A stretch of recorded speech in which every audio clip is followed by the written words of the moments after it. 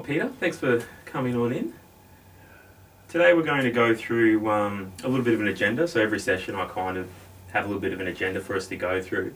Helps sort of just, stay on track throughout the course of the session. And on the agenda, just got a bit of housekeeping to get through, explain what that form is.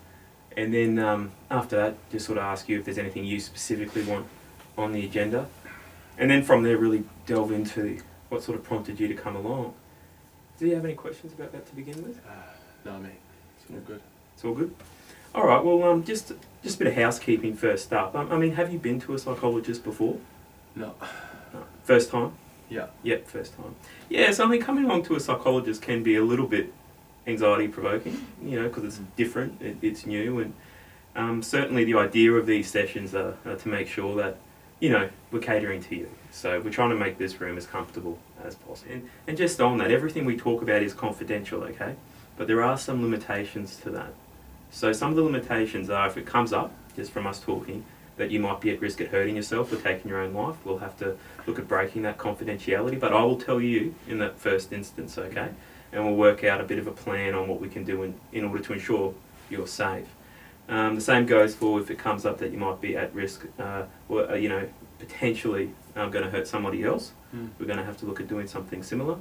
And then also, part of your treatment team. So I see that you've got a referral from a GP here. And so that means that to begin with, on those Medicare mental health care plans, we have an initial 6 sessions together.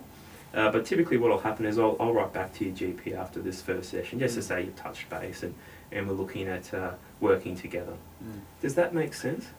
Yeah, so like how much detail would you put in that to the GP? To the GP, pretty basic actually. Okay. Essentially, he's written to me letting me know that at the moment you're going through what he has detailed as sort of depressive-based symptoms, and so it'd be a case of, you've attended that first session and we've just explored those depressive symptoms a little bit more, and we're just going to be looking at addressing your current problems through a cognitive behaviour therapy framework.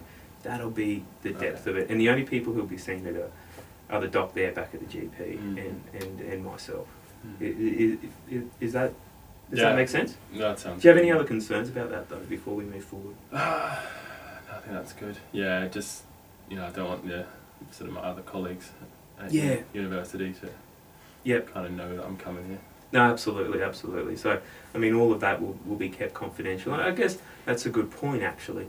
If I was to run into you, Hugh, out in public, it'd be a case of I wouldn't really do anything to signal that I recognised you or anything like that, in order to ensure that confidentiality is kept in, because that might be something that as you just said, you don't want others to know about. Would that be all right with you? Well, yeah, like maybe a wink or something, like a nod, or it'd feel a bit like strange not to acknowledge you at all. Sure. Just a little head nod or something maybe, like that. Yeah. That sounds fine.